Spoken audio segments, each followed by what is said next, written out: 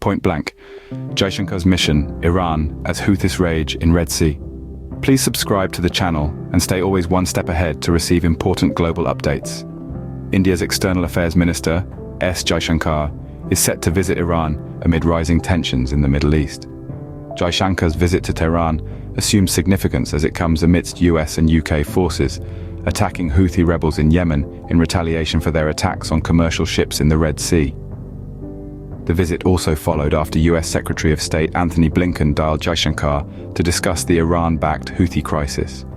Hindustan Times executive editor Shishir Gupta decodes the high-stakes visit of an Indian foreign minister to Iran in the midst of the global crisis. Watch. The visit of S. Jaishankar is very critical as far as the current crisis of the Middle East is concerned.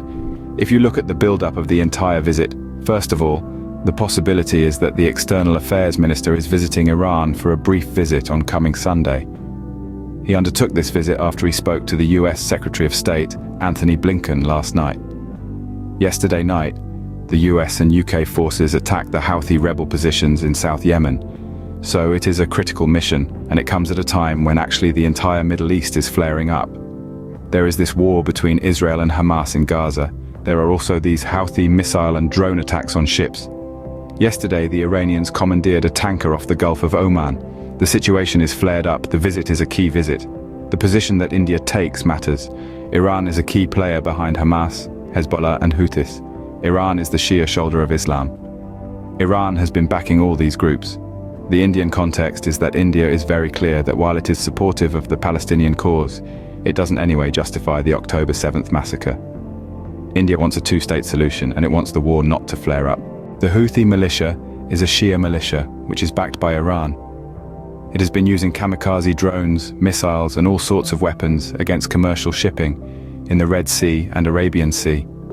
On December 23rd, it was Iranian Shaddad ammunition that targeted a tanker called MV Camp Plato off the coast of Dwarka.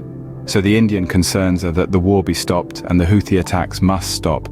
The attack is of concern to India because the MV Camp Plato attack took place 210 miles off the coast of Dwarka, and the missile was a kamikaze drone. We are not clear whether it was Iran or Houthis. This particular drone was a long-range drone. It struck a ship close to the Indian coast. It affects the maritime security of India. India is very focused when it comes to the turmoil in the Middle East. That is why it has deployed no less than 10 warships in the region to ensure that the sea lanes of communications are protected. In more recent years, India's Middle East policy has evolved in response to changing geopolitical realities. The rise of China and its increasing influence in the region has prompted India to strengthen its ties with key Middle Eastern countries. This was evident in 2023, when India's Foreign Minister, Subramanyam Jaishankar, held talks with his counterparts from China and Russia on the sidelines of the Shanghai Cooperation Organization summit. India's balanced approach to the Middle East is a testament to its diplomatic acumen. By maintaining good relations with all parties and adapting to new geopolitical dynamics, India has managed to carve out a unique and influential role for itself in the region. In this complex geopolitical landscape, India's External Affairs Minister, S. Jaishankar, is set to visit Iran. The journey to Tehran isn't just a flight across continents, it's a voyage through a maze of diplomatic intricacies and regional power dynamics. Let's take a step back and look at the events leading up to this significant visit. A few months ago, Jaishankar was in Goa, engaging in crucial discussions with his counterparts from China and Russia during the Shanghai Cooperation Organization summit. The talks focused on bilateral ties, peace along disputed borders and global cooperation. But they also hinted at the shifting sands of geopolitical alliances and the rising importance of regional cooperation. Meanwhile, in the Middle East, Tehran was opening its doors to peace talks between the Afghan government and Taliban representatives. These talks, the first of their kind in months, marked Iran's growing influence in the region, and they didn't go unnoticed in New Delhi. Tensions have been escalating in the Middle East, with the Red Sea becoming a hotbed of naval confrontations and the Israel-Hamas conflict intensifying. Amid this turmoil, India's engagement with regional powers becomes crucial. Jaishankar's visit to Tehran isn't just about India and Iran. It's about India's place in a changing world order. The significance of this visit lies in its timing. With the US withdrawal from Afghanistan almost complete, India finds itself navigating a volatile landscape. The country needs to build strong alliances, foster regional stability, and ensure its interests are protected. And Tehran could be a vital partner in this endeavor. Jaishankar's visit to Tehran is a crucial step in India's engagement with the Middle East.